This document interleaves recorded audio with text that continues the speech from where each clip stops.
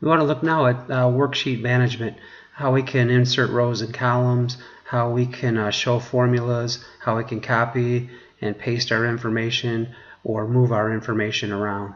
Let's suppose that I wanted to insert another exam.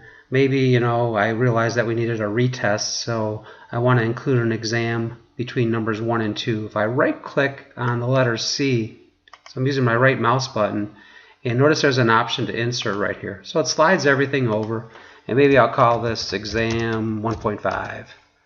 And let's suppose that everybody gets the same grade, 89, 89. As I type in 89, notice that what happens is my total points don't update, and either does the average. You can see that the cell reference is moved, but it's missing now C5. So what I need to do is go in here to my formula bar and put C5 in there with a plus sign and hit the check mark, and then recopy it down. And then for the average, I need to do the same thing. Notice that C5 is missing here. So I'm going to go right in here, type a plus sign, include C5, and of course we got to make sure we divide by 4, hit the check mark, and copy this down. Okay, that updates everything. And again, right now we're using formulas. For those of you that have used Excel before, you know that eventually we'll get to a point where we use functions, which will make this a little more efficient.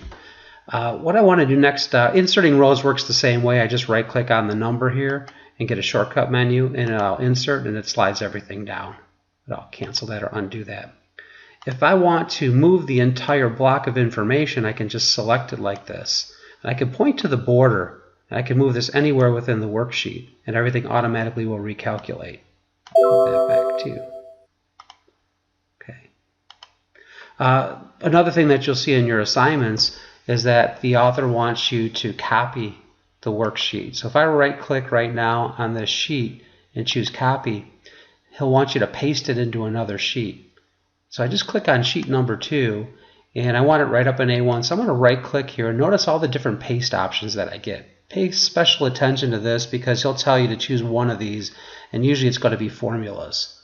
So I'm going to choose paste formulas, and what that does is it puts all this information into another sheet.